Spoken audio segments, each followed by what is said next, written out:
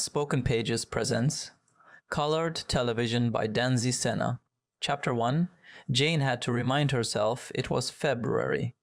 There had been no winter this year, not even the mild, wet days they called winter out here. Just blazing dry heat for months on end. Last night, she and Lenny had watched Soylent Green together in bed. Movies were the new sex. The movie was supposed to be set in New York City, but seemed to Jane to be set in Los Angeles. Every story about the apocalypse was really about Los Angeles.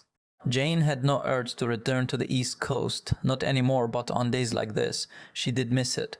The drama of the seasons, the changing mood ring of the sky, even the statues of old white men. Something solid she could rail against. She'd noticed recently that LA had two faces.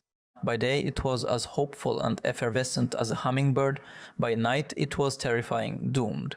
The flowers could fool you in the daytime, they could make you believe you weren't floating in outer space. But at night you knew. The brightness of the sky stared back at her now, unrelenting. Neither she nor Finn were wearing sunblock, but could she stop pushing him? Finn was most calm when he was swinging or jumping. This was, according to the doctors, a symptom of the problem. The pediatrician they met with last spring, that terrible spring, had told her she needed to face the elephant in the room. She would have preferred a less hackneyed metaphor, but she had to take what she could get these days. Jane had accepted his referral and called the special clinic, which, astoundingly, had no openings for many weeks. Apparently, she wasn't the only parent trying to get some answers here. She would have to wait in line to learn what her son was exactly, who he was. She would have to wait to learn what they would become. Jane had been given a form to fill out before the appointment. It asked if Finn liked to swing. She was supposed to rate how much he liked to swing. She filled in the third circle. The problem is severe in degree. She'd never thought of his swinging as a problem. Just something he liked to do, the way he liked books about bugs, YouTube videos about baking, whirlpools and tunnels. The doctor had not exactly blamed her and Lenny for Finn's problem, but he had suggested that their many moves had not helped. He said all that displacement had encouraged Finn to become best friends with the contours of his own mind. Jane had been pushing Finn for what felt like an hour. She found weekends unbearable. They interrupted her momentum. So come Monday, she would have to reacquaint herself with the story she was trying to tell. Weekends were when she and Lenny fought the most too. During the week, when they had hours with the kids at school to hide away from each other, they were happy to reunite at the end of the day. But on weekends, they kept tabs on who was getting time to look at a book, who was scrolling on a phone and only pretending to be going to the bathroom, who had gotten an hour in their studio while the other cooked dinner. There had been a particularly rough patch the previous year, when they were fighting over money, and Jane's not getting her book finished, and Lenny's continuing to create art that he could not sell, and Finn too. They were fighting over Finn. Lenny refused to embrace the diagnostic language. He called it another system of capitalist thought they had to resist. It had been Jane's idea to go see a couples therapist. They'd charged her to Jane's credit card, then when that maxed out to Lenny's. On the second session, Heidi had told them she didn't think they were incompatible. They were both just too rigid and self-absorbed. They needed to learn how to compromise in the ways that were necessary to sustain a marriage. She had given them a series of assignments that were supposed to help them accomplish this, but they'd stopped seeing Heidi months ago before they'd completed the homework. In fact, doing the homework had made them realize that they hated her, which had been convenient, given that they could not afford her. Jane had seen their mutual hatred as a good sign, really a remaining strength in their marriage. Together they still hated so much. "I have to stop pushing," Jane said to Finn now. "My arms hurt." "No, keep pushing," Finn said. "I want to reach the top." "There is no top," Jane said, still pushing. Someone was watching them from across the playground. A lone white woman in the park full of Latina nannies. The woman sat on the other side of the structure. Beside her was a bright modernist stroller, the expensive kind, with the thick tires as if meant for going off-road. She moved it back and forth with one hand as she watched Jane and Finn. Jane wondered if the woman could tell from looking that Finn had been assessed that he'd shown risk factors according to the doctor. Could she see he liked to swim too much? Let's agree on a number of pushes, she said to Finn now, remembering how one of the books she'd read in the aftermath of the assessment had told her to forecast everything for her child. She couldn't just stop pushing because her arms hurt. She had to tell him she was going to stop long before she stopped. He needed things broken down. She had to act like a computer or a wire mother out of an experiment. "How many more pushes should we do?" she said. "Infinity," Finn said. "That's too much for Mommy." 10. 20, he said. "Okay, 20. He was silent, peaceful, a little absent then, enjoying his last 20 pushes. He understood the logic of numbers. In the distance, Jean saw that the white woman had taken her baby out of the stroller. The baby, in a pink onesie, had dark brown skin and a sprouting of curly black hair. She did not look biracial, Jane noted.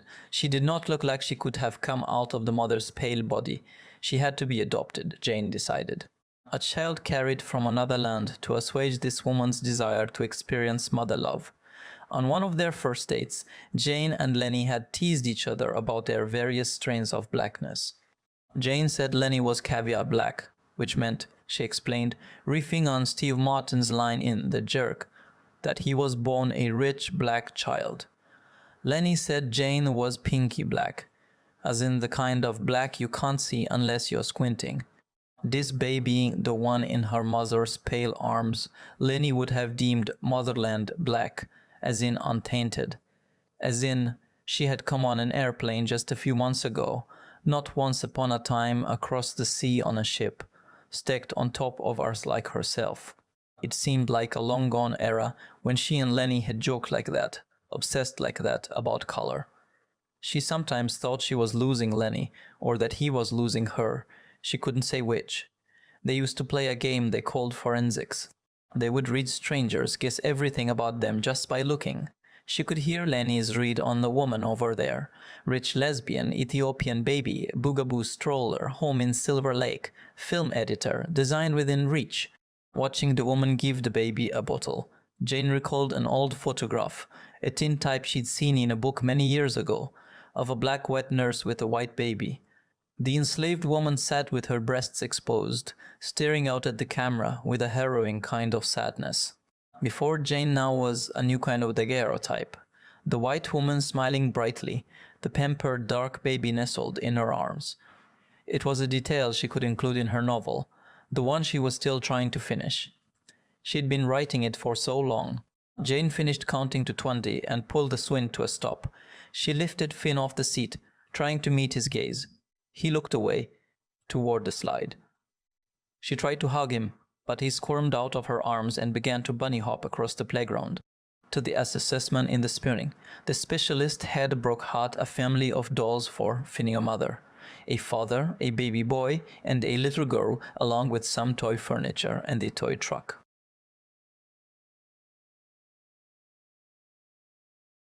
She'd also brought out a small flat disk that she announced to Finn was supposed to be a pizza. "Would you like to play with me, Finn?" the specialist had asked in a sing-songy voice. Finn had not answered. He'd been too busy spinning the tires on the truck, watching the way they moved. Jane had found it interesting, which now she wondered was maybe the problem. That she could see his point. Whirlpools and tunnels were interesting. Cooking shows on YouTube were fun to watch, maybe not 2 hours of them in a row, but still, she could see his point. The specialist had begun to play in an animated fashion with the dolls.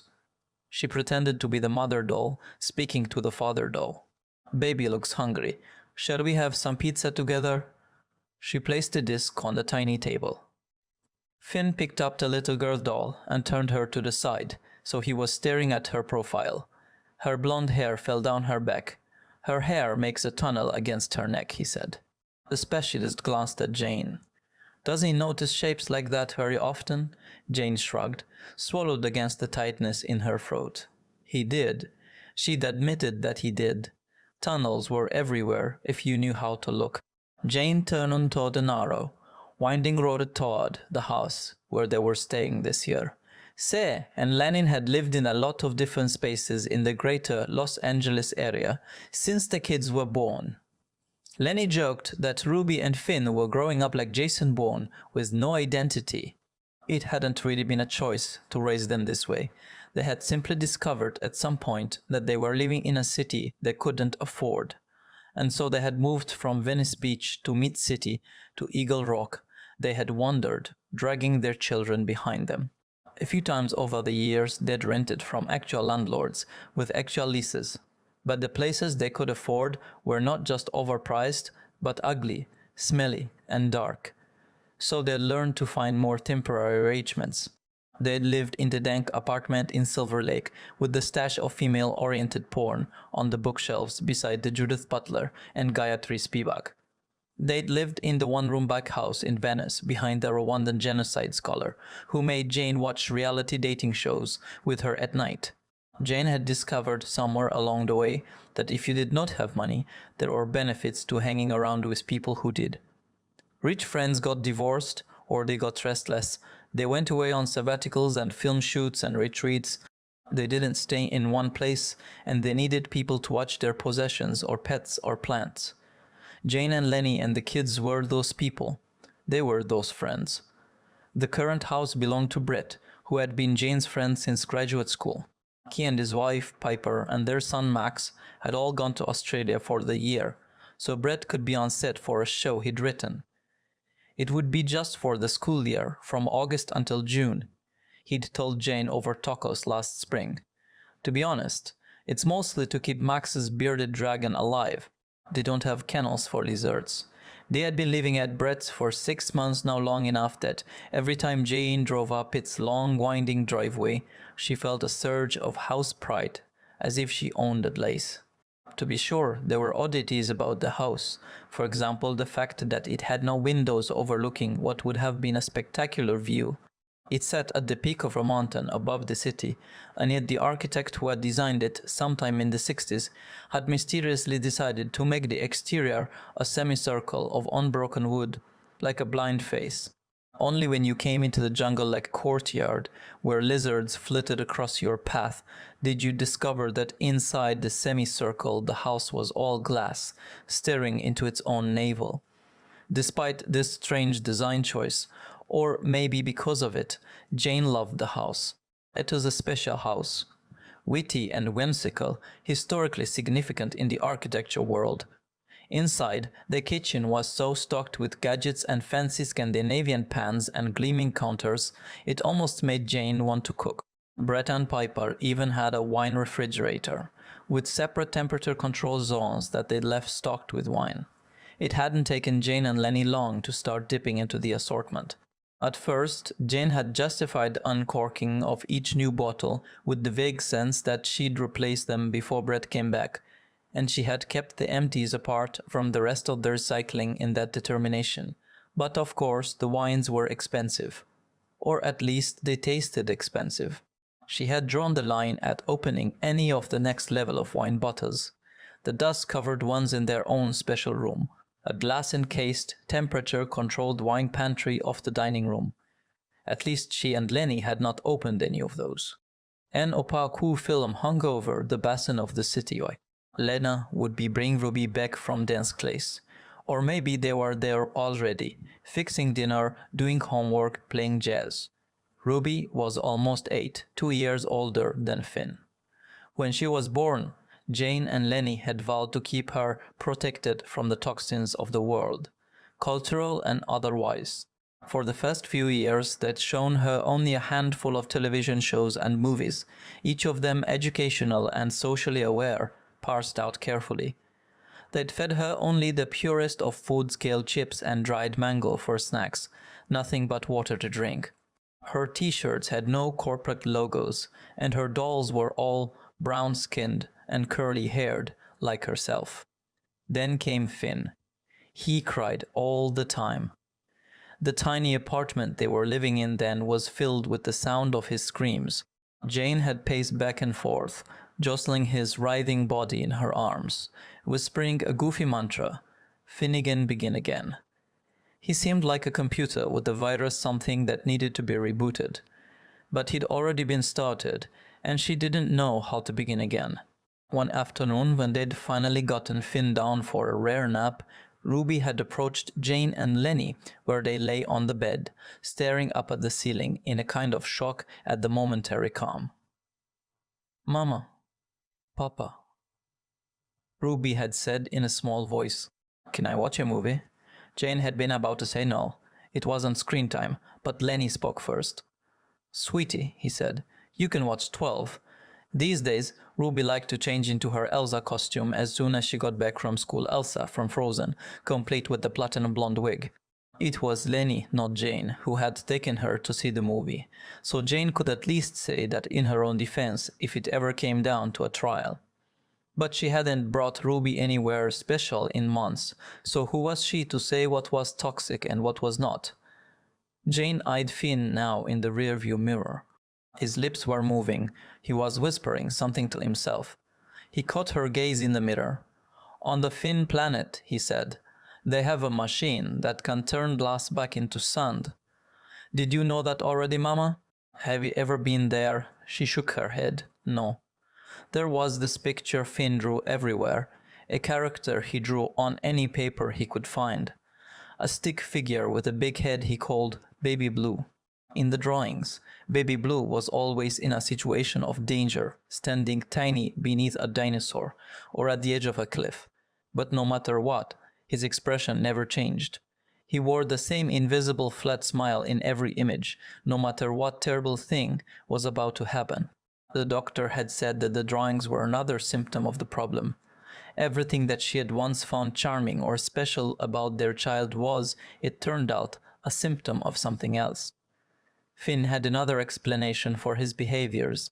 He told Jane about it when she was stroking his back late at night in the darkness of Max's bedroom, surrounded by Max's toys, with Max's star stickers glowing above them, that he was from another planet. Finn told her he remembered his home planet so clearly. One day he'd fallen asleep, and the next he woke to find himself living in a strange, bright place, being held by strangers who called him by the wrong name. His name was not Finn. It was We. He wanted them to call him We. He said the people in this new land spoke a language he could not understand. He said the ground in this new land felt like spikes cutting into his feet, and this was why he walked on his tiptoes. Janelle's first novella had not been a bestseller, but it had received high praise from the critics. Its Hugh Greg protagonist became the pawn in her 70s era parents' social experiment. One reviewer said that it was as if the main character had been born not of parents but of the American soil itself, with all its varied and tangled roots. It had come out 9 years ago, back when Jane seemed poised to be deemed a major American author. Her agent, Honor, had advised her to produce another novel as soon as possible. "Don't make it too ambitious," she'd told Jane over drinks. "Just bang it out and get it over with. Second novels are always a disappointment. You just have to move past them." Jane had not followed Honor's advice. She'd tried. The book she was writing hadn't started out so sprawling.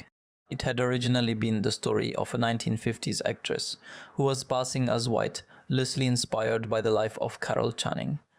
But over the past 8 years, it had swelled and swelled, and she'd somehow ended up writing a 400-year history of mulatto people in fictional form. There were 5 interwoven storylines from different historical moments.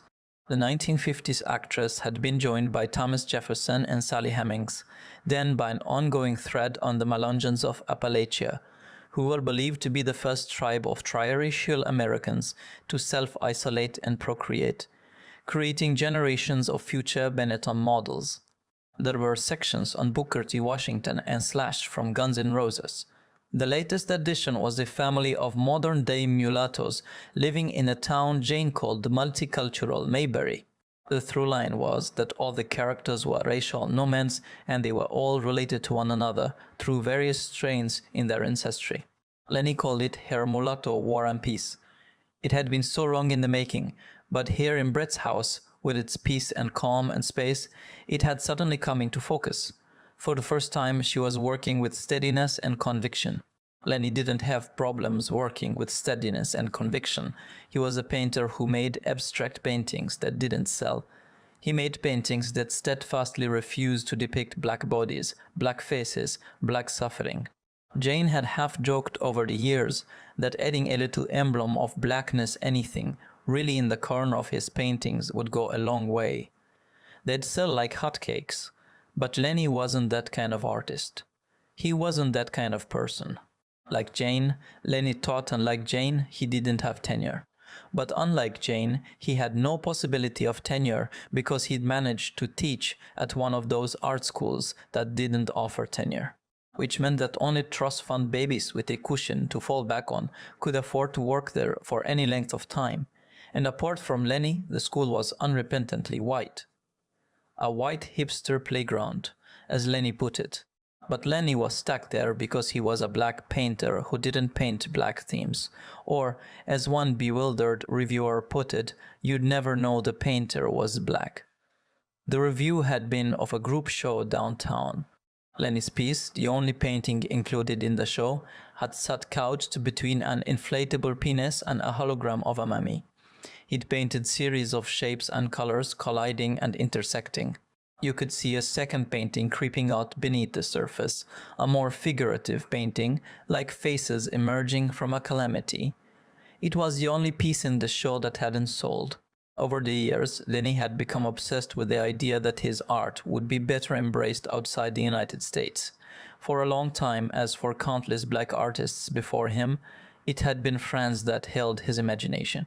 But the few times he'd visited, he had been put off by the French fetishization of black Americans along with their hatred of the Arabs in their midst. So his focus had turned to Japan. His work was taken seriously there, and he had a solo show in Tokyo coming up in the fall. He had sabbatical this year, and he was spending all his time preparing, which had turned out to mean not only working on the paintings, but also learning Japanese, and not only fantasizing about living in Japan, but also embarking on a long, strange correspondence with the Japanese embassy, excruciatingly formal and polite on both sides, in which he was requesting asylum from American racism, as if that were something on offer. Jane had no such urge to leave the country. In her decidedly unscientific sampling, all the black people who left the country in their desperate quest to escape the American obsession with race only became more obsessed with race themselves, or rather became obsessed with not being obsessed with race. Once you declared you didn't believe in race, it seemed, you had to declare this rather banal idea everywhere you went. So it became a way of believing in race even as you pretended not to believe in race. It was an out-damn spot situation. The more you tried to wash your hands of race, the more the bloody spots emerged. Jane knew better, and Lenny knew better too, deep down. He wasn't one of those neoconservative Negroes they dragged out every few years to make white people feel good. They'd be richer if he was. So Jane pretty much ignored his Japan fixation, the same way he ignored her intervention fixation. She was on season 18. The most successful couples she knew learned how to ignore each other's obsessions most of the time. And they had children to raise. So they weren't leaving the country. Not yet, anyway. Jane was on sabbatical too, and she had promised Professor Miskling, the chair of her tenure committee, that she would finish her book. Which meant that Brett's offer couldn't have come at a better moment. Even Lenny could see the advantages. The kids could attend the Blue Ribbon public school up the street, the one with the chicken coop. They could live cheaply and glamorously and maybe even make a dent in the massive credit card debt they'd been dragging behind them all these years. Their last living situation, an accessory dwelling unit, really a converted garage behind the mansion of a retired actress named Linda, had grown untenable. Linda's demands on them had progressed from Lenny's, doing odd bits of men's work, tightening cabinet doors, and killing bugs to middle-of-the-night calls for Jane to talk her down from her panic attacks. Lenny said Jane was becoming Linda's mammy, that he felt like Benson, or worse, Kunta Kinte. Moving to Brett's would get them out from under Linda's antebellum thumb, and best of all, it would let them live as working artists together, the way Lenny had always dreamed Jane in one space Lenny in another, creating. In their wedding vows so many years earlier, Lenny had quoted Rilke, "I hold this to be the highest task of a bond between two people, that each should stand guard over the solitude of the other." On Brett's property, there were two separate work studios, Brett's writing space, a converted garage, which was the perfect place for Jane to finish her novel, and Piper's architectural studio, where Lenny could paint. Lenny said yes. So Jane and Lenny had put off their belongings in a storage facility in Koreatown, trash bags filled with stained cotton sheets and towels, boxes crammed with old letters and photographs, Jane's notebooks, scratched up pots and pans, stainless steel silverware from Target, a Milita coffee maker, a tank for the goldfish who had eaten each other alive, the keyboard for the piano lessons the kids had stopped taking, 3 lumpy mattresses, a stained pleather sofa, paintings and more books, an IKEA Billy bookcase dismantled and would, Jane suspected, never put back together again. This was the year they were living in Brett's house, eating off Brett's plates, shitting in all 5 of Brett's special water-conserving toilets. Jane hadn't been about to miss out on the opportunity to pretend they were rich black artists who lived in the hills. She had been determined to be that couple this year. She wanted it, and Lenny knew how badly she wanted it. This was the year she would finish the book she'd been writing for so long. She'd publish it and get tenure, and they'd be middle class and maybe even have the money to buy a house of their very own. Lenny had played up the martyrdom, but she could see he was enjoying the use of Piper's studio at the far end of the lawn. He was plainly enjoying all of it. He just wouldn't admit it to her. That first day in Brett's office, Jane had made herself dizzy swiveling circles in his Herman Miller errand chair. Then she'd taken a La Croix from the mini-fridge, enjoying the crack and sizzle as she popped it open, imagining this would be how she'd start every day. A writer's call to prayer. Brett had once been, like Jane, a writer of that most doomed of genres, literary fiction. He had written and published just one book, a pithy short story collection called Lemon Rock. He had also, like Jane, been the product of an unsuccessful interracial marriage that had ended in divorce. In the graduate workshop where they met, they had been the only 2 people of color. The white kids in their cohort used to say that he and Jane looked like siblings.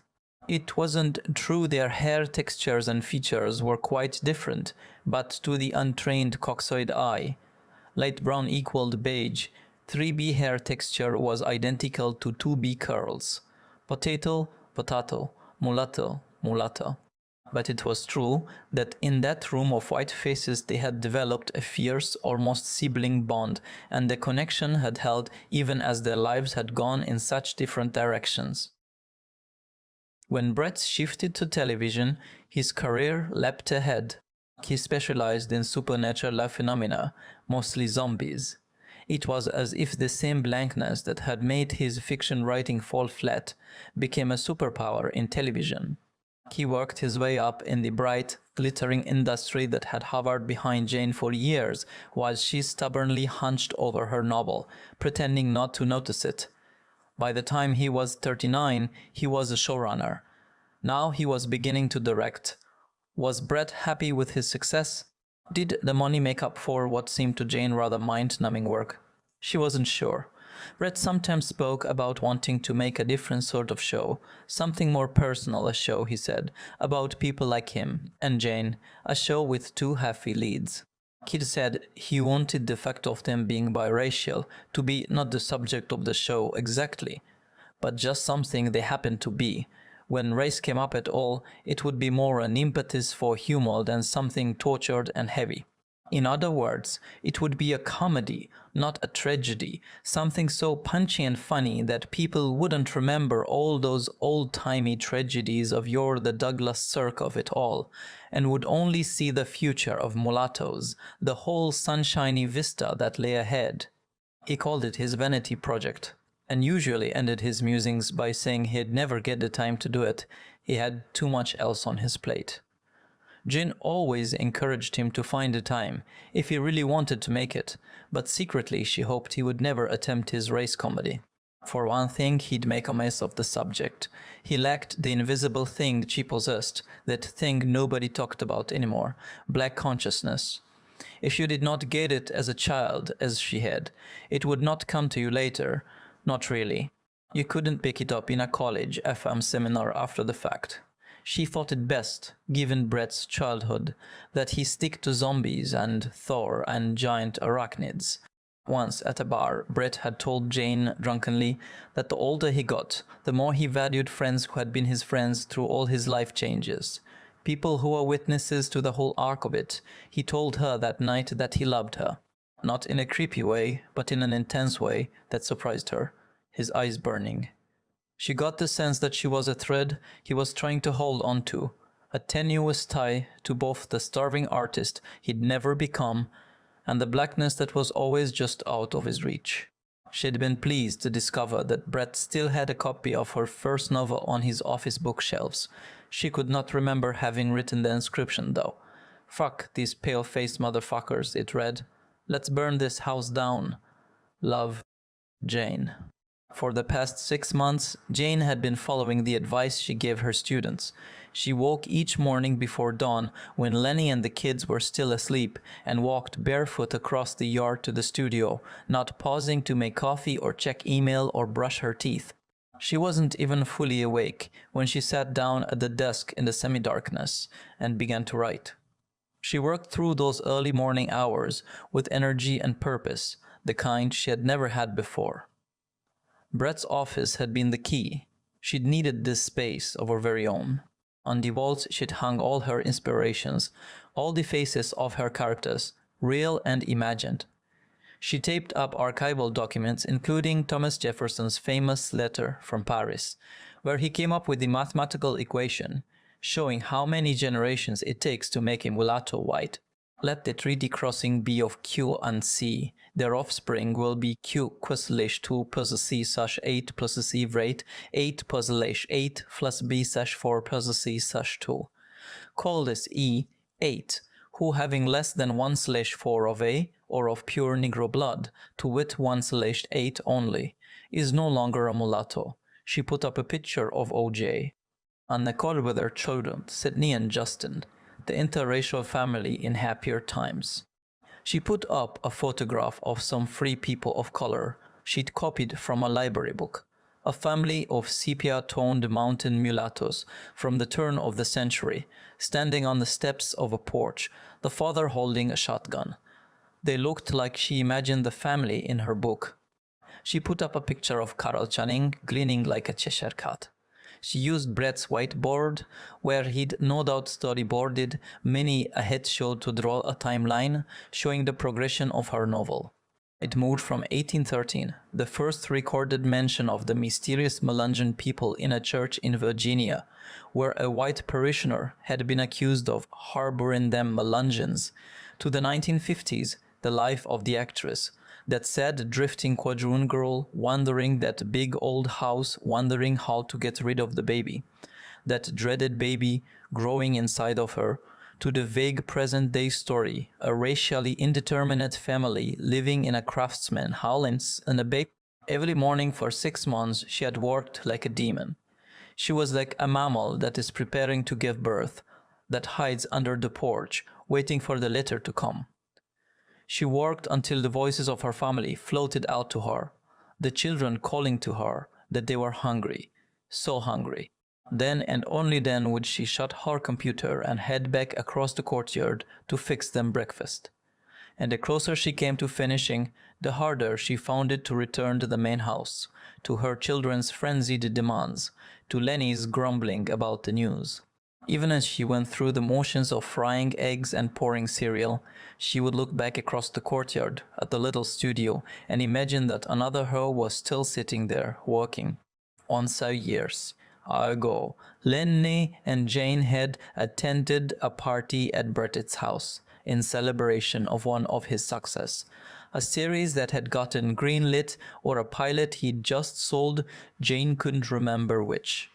She did remember Piper walking around the party in a silver dress serving drinks, and how all the other guests had bronze skin and blazing white teeth. Lenny and Jane were the only non-industry people in attendance. They had stood together in a corner feeling out of place, equal parts superior and ashamed. At one point, Jane had glimpsed their reflection in a gilded floor mirror, and thought they looked like a pair of peasants who had wandered in off the street to beg for bread. On their way out, Lenny had grabbed a few cookies off a silver platter, wrapped them in a napkin and put them in his pocket. On the drive home, he had made his usual snide comments about Brett and Piper, the art on their walls. He called Brett a sellout, a tragic mulatto, though Jane argued he wasn't as interesting as all that. He was just another hack cranking out zombie shows. She wondered aloud what it must be like to have such a white-looking child as Max. I mean, does one even consider him mixed race? Hasn't all the blackness been washed out? It has for certain, Lenny said, but when it comes time to apply for college, you just know Brett's gonna tell him to claim he's some kind of black kid. He'll drag out the old bylaws, the one-drop rule, to make Max seem more interesting. That's how they do it. These wily mulattoes be blending into the furniture until blackness seems like it might get you something. God, are mulattoes just awful people? Jane said. Not you. You're the last good mulatto. Brett's from that Tiger Woods school of cluelessness. Jane laughed. But silently, secretly, she had already been imagining what it would be like to live in a house like Brett's someday. She could see Lenny's art on the walls. She could see Lenny standing beside one of his paintings, discussing his work with a curator from Gajian who wanted to give him a show. In her mind's eye, he was dressed in painter chic, an Oxford shirt and cargo pants like those he was wearing but of infinitely better quality. His artwork was the same as his artwork now. Splashes of color overlaid on some image you couldn't quite make out but knew was there, the shape of a body lurking beneath a surface of color. But now the world understood what he was doing. They saw his brilliance, finally. Jane was there in the fantasy, standing before a table that held copies of her new novel. The book was an object, a real thing, alive, outside of her born. And her children were in the vision too, up past their bedtime. Ruby flitted among the guests in a pink frock with another little girl, because in this dream she'd finally lived in one place long enough to have a real best friend. And Finn was there, standing on the steps in a camel-colored blazer, holding forth like a tiny professor, lecturing a charmed cluster of guests on the history of the solar system. There was a framed photo of the family that Jane had brought with them to Brett's. S.H. Ilikad to hang Itopi in each new house they occupied, hoping its presence would make the children feel that wherever they were, no matter how unfamiliar, was home. The portrait had been taken years ago when the kids were still babies. In it, Jane appeared heavier, softer, more maternal than she did now. Her breasts were round, her stomach still swollen from recent pregnancy. She was holding Finn in her arms, and Lenny was holding Robbie, and none of them were smiling. The man who took the picture was a friend of Lenny's, a Serbian war photographer he'd known back in art school. The photographer was passing through town on his way to some new war zone and had stopped by the apartment they were living in at the time, the one on Rossmore Avenue, where he'd sat for hours at their kitchen table drinking cup upon cup of coffee and laughing in a secret way with Lenny about their life before wives. Just before he headed out to the airport, he'd insisted on taking a photo of Lenny and Jane and the kids on the rooftop of the building. Jane had forgotten about the photo until a print arrived in the mail several months later. The image was not what she'd expected. When she showed it to Lenny, he looked pleased by what he saw. He stared at the portrait for a long time, smiling, then said they looked like a family of Palestinians in the West Bank. Jane could see what he meant. In the picture, they didn't look as American as they did in real life. They looked like a family from some other place, and the city that stretched out behind them didn't look like Los Angeles. It looked grim, battered, ancient. The sky appeared cloudy, low-hanging, not wide and blue the way it really was. Finn, still an infant, stared out as if startled by something he'd seen or heard, a bomb exploding in the distance. Ruby, her head resting on Lenny's shoulder, wore an expression of deep melancholy, as if already, at 3, she knew war and occupation. They looked like they'd witnessed something terrible, though they hadn't, not really. And if you looked closely, you could make out, in the distant hills behind them, the corner of the Hollywood sign. Jane had first met Lenny at a house party in Brooklyn. He'd come on the arm of another woman. Jane had come alone. She'd been just emerging from a bad breakup, the latest in a string of them. She was not usually the sort of woman to go after another woman's man, and she might not have done so had it not been for the psychic. Not that she believed in psychics, not that she believed in psychics, not that she lived. But the first session had been an early birthday gift from her sister, who had long relationship with the occult. Jane found the psychic's soothing voice over the phone comforting. His name was Wesley Brown. On his website, he had not actually used the word psychic. Instead, he'd called himself an intuitive psychodynamic counselor with a specialty in racial alchemy. In their first session, he told Jane that her future husband was on his way, nearly there. The way he said it, with a kind of bemused certainty, made Jane understand why her sister liked him so much. He was more fun than a therapist. Across the room at the party, a black man was standing at the chip table alone, shoveling corn chips with salsa into his mouth. He was wearing Vans sneakers and a t-shirt that said part of Robo. What was it the psychic had predicted? He'd said Jane was about to meet a black man who was funny, a black man who would be wearing West Coast shoes. The Vans were definitely West Coast shoes. The Vans were definitely West Coast. And the day shirt was funny. Pretty funny. She sidled over, drink in hand. "Do you live around here?" she asked. "Brooklyn? No. I hate Brooklyn. People here are pigs." She asked him where he lived instead. "Nowhere, really." He wiped the chip grease off his mouth with a cocktail napkin. "I'm staying in LA for now. I hate it there too. Different breed of pigs." They introduced themselves. They got into a strange, joking discussion. She didn't remember how about ice cream. Lenny said a person's choice in ice cream was influenced by their race. He said that Chinese people tended to like pistachio. White people liked sloppy flavors, like Rocky Road, or anything with a lot of chunks in it. And black people liked clean and tidy flavors, like mint chocolate chip. Were they flirting? She couldn't tell. His eyes roamed the room occasionally as if he were looking for someone else. Jane was trying to think what else to say to interest this man when a woman appeared beside him. She slid her arm through his, kissed his cheek territorially, gave Jane a cutting look, then whispered something in his ear. So he was taken. Jane found herself surprised by the presence of the woman, who had not been in the psychic's prediction. She found herself scanning the room for a different black man. A second funny black man in West Coast shoes, but there was nobody, only miles of white writers and a few racially ambiguous mystery meat types like herself. When she looked back at Lenny and the woman, they were speaking to each other in low lover tones, as if she weren't there, and she felt her throat catch. She felt as if she were already involved with this guy, as if she were already his mistress. Jane had been in New York for 10 years at that point. She'd moved there after college, still believing that her life would unfold in a certain order. First, she would launch her career. Then, after a series of difficult but teachable moment love affairs, she would meet the one, her future mate, and settle down somewhere outside the city where they would spawn beautiful, gifted children. Later, when said children grew up and went to college at a school that looked exceptionally good on a bumper sticker on her Audi, Jane would spend the rest of her days writing novels and tending to her yard in Eileen Fisher clothes, her face set in deep thought like a kind of Pema Children for the biracial set. She would age gracefully as a rich Buddhist, but it had not happened that way.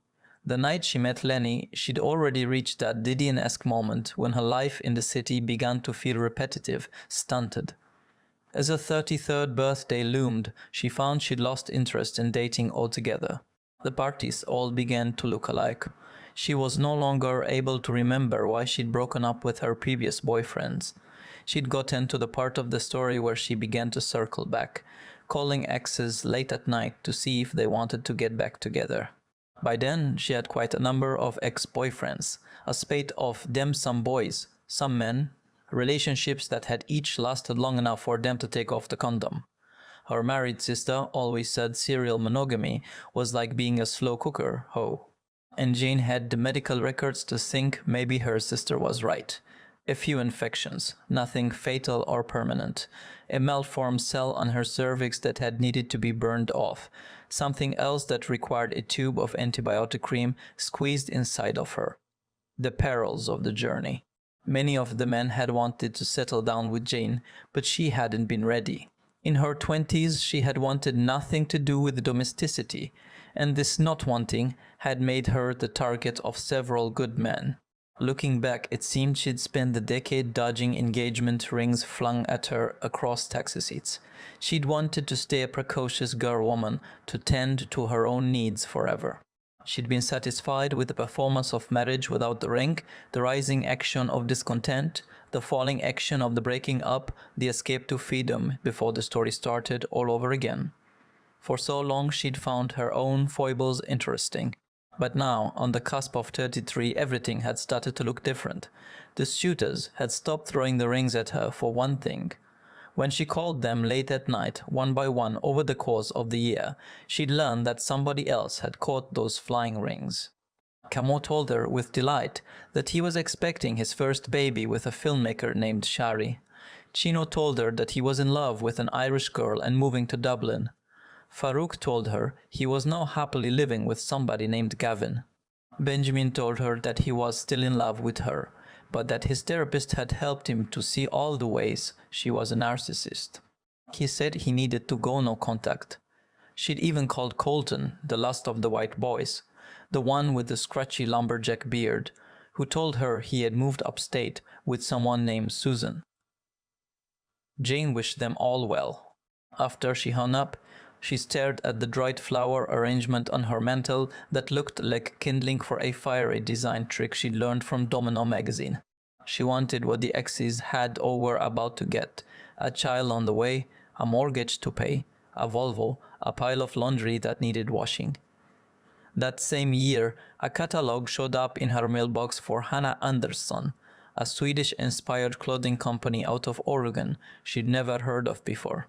They mostly sold children's clothes, but there was sleepwear for adults too. The catalog was addressed to the roommate who had moved out a long time ago. Jane was about to throw it in the trash when the picture on the cover caught her eye. A family of 4 were wearing matching striped pajamas and laughing a medium brown-skinned black man and a beautiful brown-skinned black woman, with high cheekbones, the two of them flanked by a perfectly adorable boy and girl of the same skin tone. Jane went to the couch and began flipping through the catalog. The same kids modeled the clothes inside. In a few images they appeared with their quasi-parents too. Jen's mouth watered as she stared at the shots of them lounging around a swimming pool in matching bathing suits. In another photo, the mother and daughter walked on the beach, holding hands in matching mother-daughter sundresses. They were all of them always smiling, perpetually on the verge of laughter. What was so funny? Jane wanted to know. She kept the catalog beside her bed for months, and when she was not looking at it, she'd think of the family inside with a peculiarly intense longing. She thought of them when she was standing shivering on the subway platform in Brooklyn in her combat boots, or on her way to a party in her giant parka, or even while at a party, staring at the faces of her drunken, bellowing friends, or when she was out on a date with that white hedge fund guy who had Tourette's syndrome, and between courses erupted with dirty cunt words he didn't mean, of course. She'd been pre-warned about his tick by the fans who had set them up. She perused the catalog at night, alone in bed when she was tired, so tired, gazing unblinking at the black family who were exploding together with joy. She called her mother one night and confessed something shameful. She wanted to settle down, have a few kids, live in the suburbs. Her mother, the aging beatnik, perpetually single, said that she couldn't believe she'd raised a daughter who had such bourgeois restoration hardware fantasies. Wasn't it ironic, she said, how women spent their 20s trying to catch a man and have his babies, then spent the next decade wishing they could escape through a bathtub drain? Settling down was just a euphemism for inching toward death. Death was the ultimate form of settling down. She said Jane should pine to create great art instead because, in the end, men were letdowns and kids were disappointments who grew up like Jane and her sister to blame their mothers for everything. Only art and friendship remained. Jane hung up and called her sister, who told her their mother was full of white feminist second-wave claptrap, that she'd always cared more about feeding her own ego than feeding her half-caste children. Don't you remember how awful it was for us growing up, Jane? Don't you remember what we went through? Don't listen to her, Jane. She's toxic. That was when her sister said that what Jane needed was a psychic. There was this guy, a friend of a friend from college, who had predicted her own husband in a roundabout way. Now he was a psychic to the stars. He'd set Jane straight.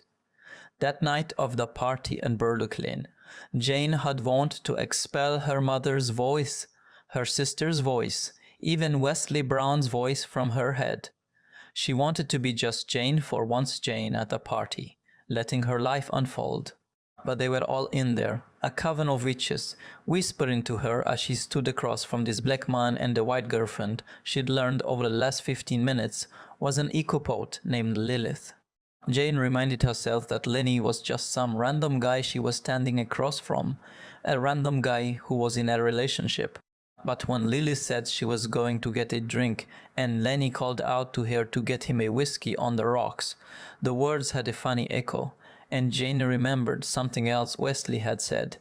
He'd described the guy she was going to meet as tall, dark, handsome, funny, wearing West Coast shoes on the rocks. Random question, Jane said to him now. Have you ever seen a psychic? She wasn't sure where she was going with it. She just needed to keep him looking at her. But he was looking at the snack table, searching for something. I don't believe in that shit, he said. I do. It was Lilith, back with his drink. She handed it to him, then linked her arm in his. I guess what I mean is I used to believe in them, Lilith said. I used to go to psychics all the time. Palm readers, tarot card readers, Reiki, energy healers, you name it. She gave Jane a wincing smile full of pity. The thing is, she said, people only go to psychics while they're single. Have you noticed that? She laughed and kissed Lenny. He kissed her back stiffly. She thought she caught a glimpse of trappedness in his eyes. Jane wasn't letting up. She forged on with aggressive small talk. What do you do for a living? Jane asked him. I'm a painter. And you? I'm a writer. A fiction writer. Lilith was still stroking him, pouting a little, trying to get him to look at her. But he kept his eyes on Jane. What world do you write about? Jane liked his question. What world? He was clearly somebody who understood how this worked. Mulattoes, she said. I write about mulattoes. Isn't that an offensive term? Lilith said. Lenny smirked at Jane. I've always liked it. Better than biracial, right? Definitely better, Jane said, feeling a real flicker between them now. Biracial could be any old thing. Korean and Panamanian or Chinese and Egyptian. But a mulatto is always specifically a mulatto. Lenny nodded, eyed her. That's for sure. Lilith was watching Jane now with interest, taking in her features one by one. If we had a baby, she said to Lenny, would she look like her? Sorry, what's your name again? Jane. Would it look like Jane? Jane was almost impressed by the subtle way the woman had neutered her, reducing her to a baby, and at the same time, in the same sentence, had conjured up her own interracial sex life and future family with Lenny. Lenny didn't answer, just gave Jane an awkward, maybe apologetic look. Lilith whispered something in Lenny's ear then, and it was as if Jane disappeared. He smiled and nodded, and Lilith started kissing him slowly on the neck. Lenny tried to wriggle out of Lilith's grasp, but she pulled his face toward. Then he submitted, and they were kissing for real, tongues and all, and Jane was standing there before them, her face burning. If you'll excuse me, she said to nobody. and wandered off. In the kitchen, she fixed herself a large, icy glass of rum and coke. Then she stood in the doorway trying not to watch them, but watching them. Lilith was the lover, and Lenny was the beloved. She could see it in the way she tilted into him, eyes fixed on his face, and in the way he leaned back slightly, his tense smile. Now Lilith was stroking Lenny's face, saying something that made him shake his head. No, laughing. Jane took another gulp of her drink, bilious thoughts crowding her brain. What did he see in her? Lilith was so thin, so frail, with pale, almost translucent skin and a giant mane of blonde hair. Was he necromantic? Did he have a thing for cadavers? Why would an educated, sane black man choose to be with a woman like that in this century? Did he not realize that once he married white, he would never get to talk unremitting shit about white people again? He'd always have to worry about hurting Lilith's feelings. And he couldn't bring her out in public with his friends, could he? Unless all his friends were white, which she doubted. He wasn't giving off miscellaneous vibes. Though, what did she really know about Lenny? He was a stranger, someone she just met. And, she reminded herself, Wesley Brown was just a charlatan with a fancy website. Maybe this couple she was watching tongue wrestle across the room were actually a good match. Jane tried to think generous, post-racial thoughts. Maybe Lilith was kind or funny. Maybe Lenny loved her for her kindness. Jane could already tell that she was not kind. Jane came from a union like the one that Lilith and Lenny were about to embark on, ebony and ivory, together in this harmony, and yet, perhaps because it was her origin story, she could not bear the sight of interracial love. Well, she could, but not when the man was black and the woman was white. Of course, she didn't express this opinion often, and not in mixed company. She knew it wasn't a good look. When you hated the same things Strom Thurmond did, albeit for different reasons, you knew you were in problematic territory. She took comfort in the fact that it wasn't white womanhood she was trying to protect. It was black manhood she wanted to save from the clutches of white womanhood. That was different, right? Wade the long face. It was Stu, their host. Stu shared an office with Jane at the college up in the Bronx, where they were adjuncts. He was one of those goofy, oversized white guys who somehow cobbled his middling novels into a career with mediocre white guy they kept hiring year after year out of nostalgia. Stu was self-deprecating in the extreme. He knew he was living on borrowed time. He understood his own obsolescence, and that made him bearable, even lovable. The party tonight was to celebrate Stu's engagement to Priya. An Indian social science professor who was writing a book about the caste system. "Do you believe in psychics?" Jane asked Stu. "Hell no." He threw an arm around her. "Okay, so listen, Priya has a cousin here tonight. He thinks you're cute. Will you let me play matchmaker?" He pointed to a guy standing in a circle of other guests. The guy was shyly smiling at Jane. He wasn't bad, not bad at all. Jane looked back at Lenny, who had Lilith's tongue in his mouth again. "That's okay," she said. "I'm sort of involved with someone else already." Somewhere between the chip table and the kitchen, she realized she had fully committed to Wesley's story. "Damn," Stu said. "I was hoping we could be cousins, or whatever it is we'd be if you married BJ. Siblings? I'm touched." She looked at him with a welling of drunken affection. "Stu, you're the last white man I can stand to be around." "Have I ever told you that?" "Thanks, Jane." She looked again toward Lenny and Lilith. "What's with those two?" "Huh. They're really going at it. That's the guy Lilith has been telling me about. You know Lilith, right? From the Moth?" Jane glanced at Stu. "Sure, I know her. I thought our Lilith would never settle down." She rolled an ice cube around in her mouth. "From everything Priya says, she's bonkers for him. She's planning to move to the West Coast to be with him. Can you imagine? Lilith with her Victorian skin walking around in the Los Angeles sun baking." He laughed a little. "Priya says Lilith is suddenly obsessed with having a baby with him." "Lilith. A baby. Are you processing that?" "I'm trying. I guess it makes sense. I mean, their kids would be cute, right? Like you. They might be monstrous." No, and seriously, nobody wants to have white babies anymore, Stu said.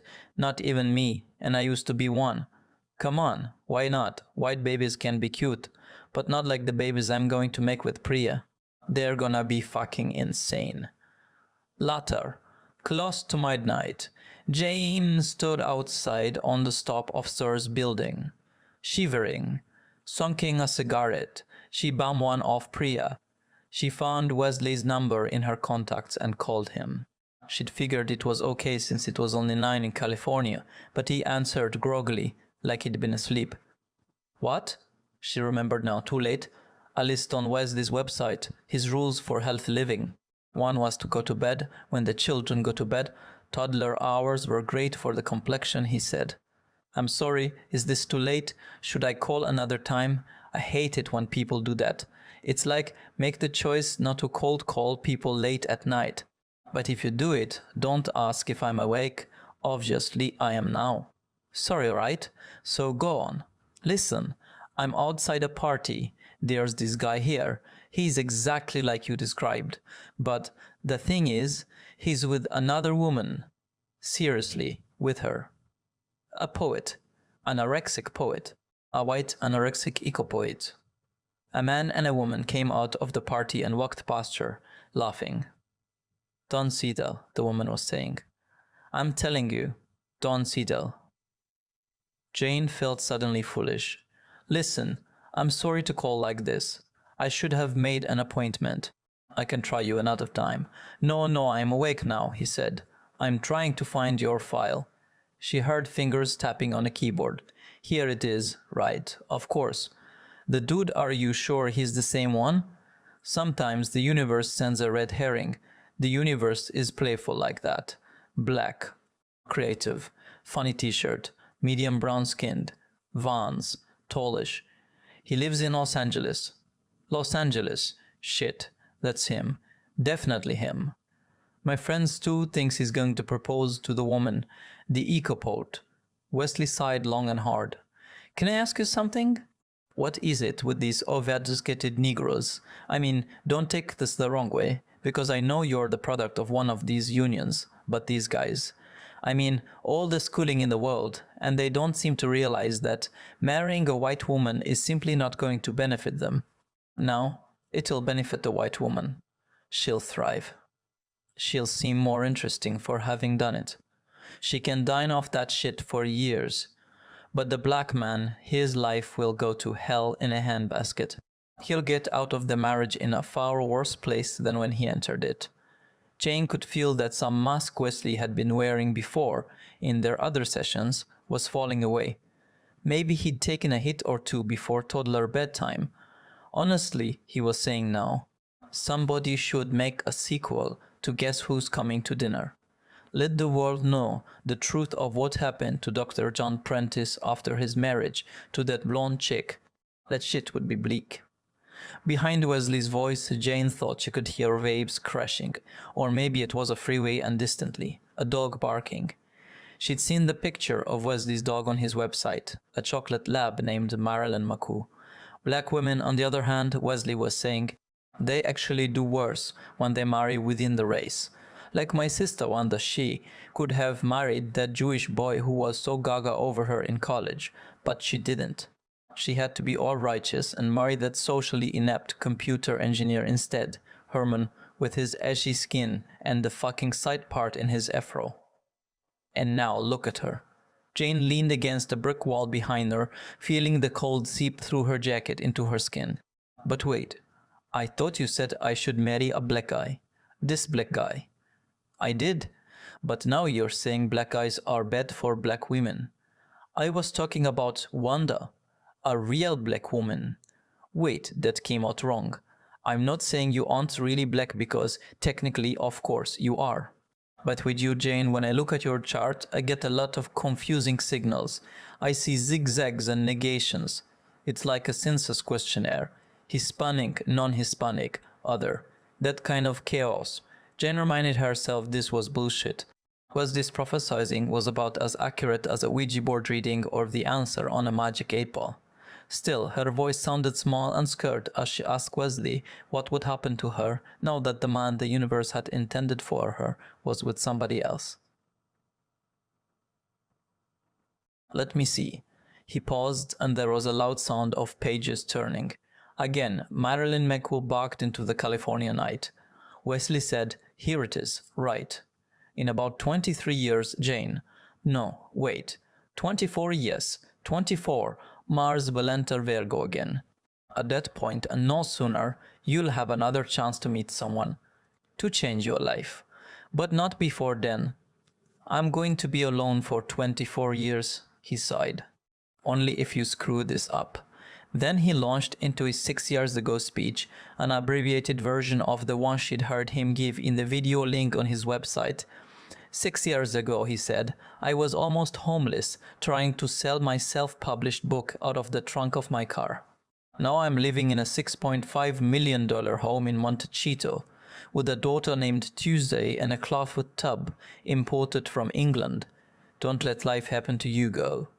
This is your one precious time on this planet. Work it. What are you suggesting? Jane said. I'm not suggesting shit. I'm telling you. Go upstairs and claim your fate. And by fate, I mean Mr. Funnyman in the California Kicks. Go back to the party. Flirt.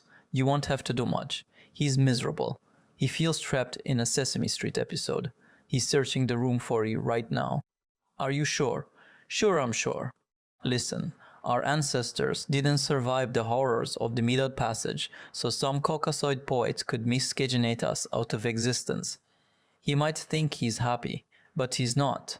Make this brother man see the truth, that he needs to marry a non-Hispanic quadroon like you if he values his life and longevity. This is bigger than you and your silly heteronormative daydreams, Jane. This is about the universe. And trust me, you don't want to fuck with the universe because that bitch has no mercy.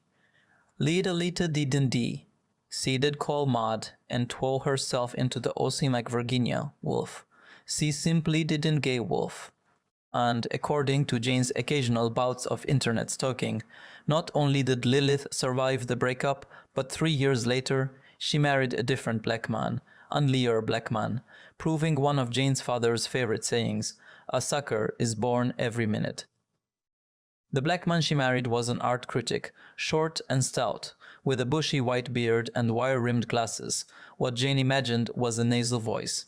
Lilith looked happy in the pictures she posted of her and Clarence at poetry readings and art openings. Over the years, Lilith won some awards for her eco-poetry, though as far as Jane could tell from her Instagram page, she did not have any babies. Maybe Papa Smurf was shooting blanks. Still, Jane didn't think Lilith had done so badly in the game of life. Which meant that Jane's karma, if not quite clean, was drinkable. And Jane, over the 6 months that followed the night of the party, got all that the Hannah Anderson catalog had promised. First came flirting, then came ice cream, then some tortured months of their long-distance, much whispered about affair.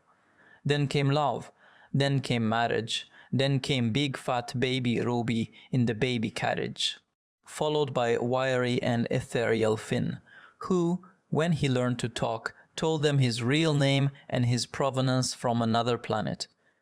They were varying shades of brown, honey-colored, nut brown, café con leche, pick your food metaphor.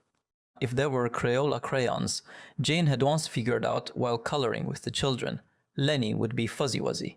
The kids would be Blast of Bronze, and Jane would be Tumbleweed. Jane talked to Wesley several more times, and the sessions got stranger. Now that she'd found the guy he'd predicted, he used the sessions to spew his theories about race and love, and the convergence of the two. One time he told her his theory about mulatto men. He said they were way more tragic than mulatto women. Straight mulatto men were almost doomed to stay alone forever. Mulatto men had commitment issues, not the kind you usually think of with men. It was that they simply couldn't pick a race. Mulatto men, he said, couldn't be more different from the women. The women, he said, came out predators and the men came out prey. The women were more decisive. Thanks to their fertility clocks, they would, after a certain age, like yours, Jane, Rush to pick a color, anybody with an active sperm count. Mulatto women at least had learned to bite the racial bullet, getting themselves impregnated by a black cinematographer or a white editor, or something more non-committal, like a Lebanese lawyer or a Korean chef, or maybe even a Puerto Rican playwright. But mulatto men didn't feel that they were in a rush to have a baby, so they got to wallow in their racial ambivalence for years and years, not realizing until it was too late that they had only the leftover women to choose from, the damaged goods. Skinny women with scarred fallopian tubes, skinny women with narcissistic tendencies, skinny women with genital warts. New York, Brooklyn in particular, was a cracker ghetto of mulatto spinsters. And that, Wesley told her, was what he was saving her from mulatto spinsterhood.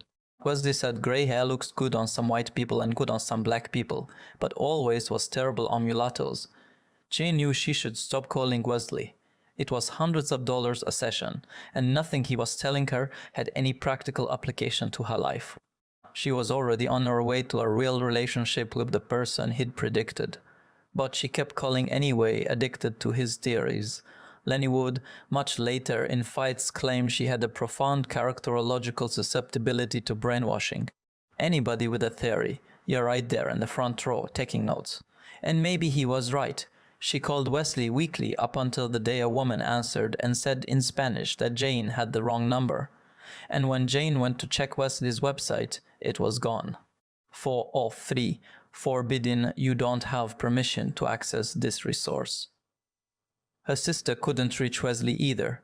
She said she thought he'd gone what she called rarefied, when a person can only be reached through a private network of linked celebrities.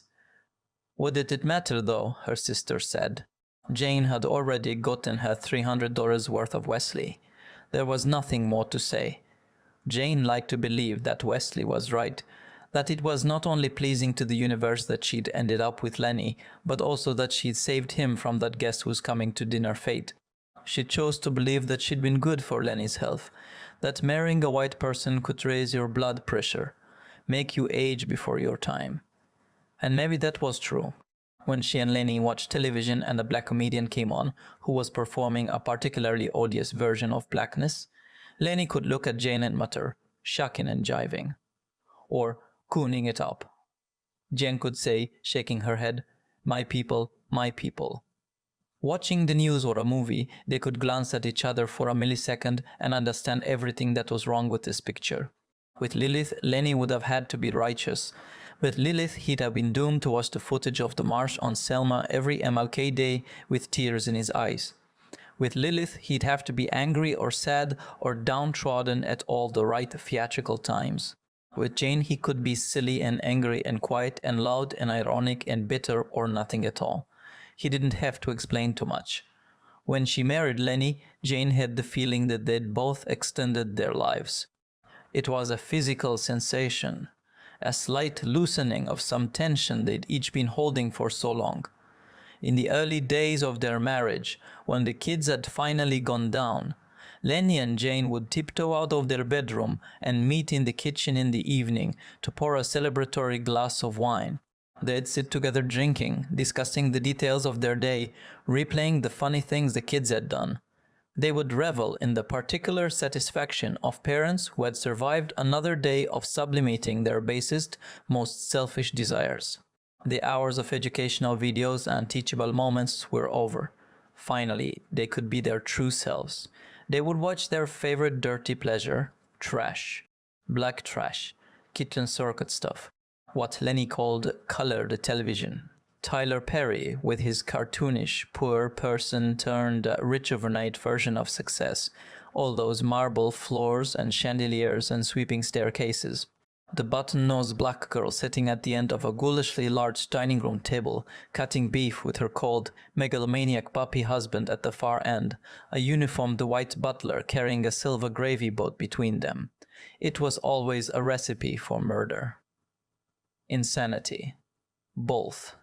Their favorite show to watch back then, after the babies were down, was a low-budget BET prank show called Hell Date, where the sadistic producers would set up some unwitting fool on a date with the perfect guy or the perfect girl. The perfect date was an actor, and it was all a setup to film the poor sap's reaction as the date went from good to horribly wrong. Sometimes the trigger was a juvenile prank, like an earthworm in the soup, or a 4-foot man dressed as Satan who emerged from under the table brandishing a chainsaw. Other times it was crueler, like having a fake ex-wife show up at the bowling alley with a bazooka. Things always went too far on Hell Date, and in the final shots there was usually real trauma on the dupe's face. Which was, Jane supposed, the point. People wanted to see real trauma on somebody's face. That's what they were paying for. That's what the producers were going through all this trouble to get a glimpse of a moment of truth. The pranks on Hell Date were about as funny as the pig gut scene in Carrie, but Jane could never turn her eyes away. And at the end of a day of parenting, what she and Lenny sat down to watch had to feel like the opposite of a teachable moment. Hell Date had been killed off after 2 seasons. Once the population of Southern California's aspirational poppies had all heard of it, the producers couldn't find a target to trick anymore. It wasn't funny to watch some grinning guy in a restaurant searching for hidden cameras over his pretend date's head. The family she made with Lenny was, of course, not the same as the family in the Hannah Anderson catalog. The real Lenny was 10 pounds heavier than the model in the catalog. The real Lenny ordered his khakis in bulk from a camping website and liked to sleep naked. The real Lenny was a man who would never agree to wear matching striped Swedish pajamas. He hadn't even agreed to wear a red nose for Red Nose Day at Ruby's preschooler charity event to end child poverty once and for all. All the dads were supposed to wear red clown noses. Lenny refused, saying, stone-faced, that as a black man he would be sending the wrong message to the world. And maybe he was onto something, because a few weeks later Jane saw a billboard for Red Nose Day on La Cienega, and in the collage of movie star faces, only the 2 black male actors were not wearing the clown noses, but rather just holding them up, laughing, while all the white actors donned them.